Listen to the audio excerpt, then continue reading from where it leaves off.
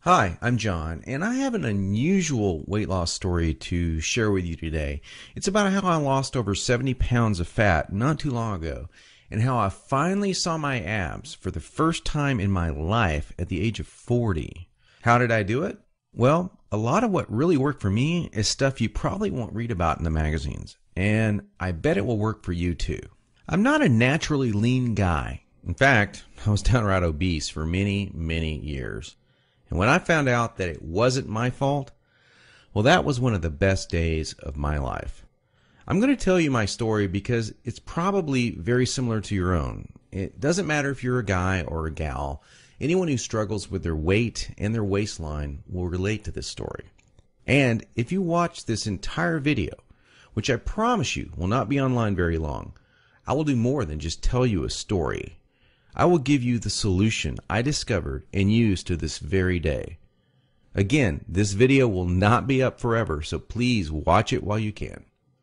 If you're anything like me, you've probably been beating your head against the wall for years, maybe even decades, all because you do not have that flat, firm stomach you long for. I remember the first time I saw a gal go from being really overweight to having a super firm, tight waistline. I knew Susan was working out, and she was always in and out of the gym in about 20 or 30 minutes. But after a few months, I really began to notice more than just her workouts. I noticed her super firm waistline. Susan was wearing a workout outfit that showed the rest of the gym what she did. She got the fat off, and boy, was it sexy. That just made me want to go home and do 1,000 setups. And I did. I was really sore the next day. It didn't exactly work, though. Now, you know the look of what I'm talking about.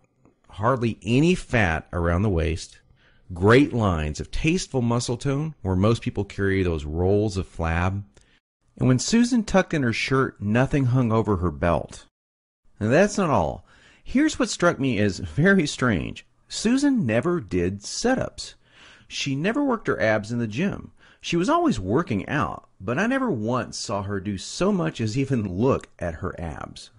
Now, many years later, as my stomach grew from a soft 33 inches to an obese 48 inches, I started remembering that first encounter with a fantastic set of abs. And you know what I did? I blamed it all on Susan's genetics. She probably used to be in great shape. That was the only answer. At least that's what I kept telling myself. And you know what? That wasn't the truth. Susan had average genetics at best. Sure, she worked at it. But come on. I was lying to myself. Now, I'm an honest guy, so admitting this was very, very difficult. And the fact that I was lying to myself didn't hit me all of a sudden. After all, I'd tried dieting. I'd done sit-ups and crunches for years. The only thing I managed to do was pull my back muscles and trim my waistline by about an inch, maybe 2 at the most, but not an ab muscle in sight. My clothes were always uncomfortable on me, and I never wanted to take my shirt off at the beach or at the pool. In essence, I was like a prisoner in my own body.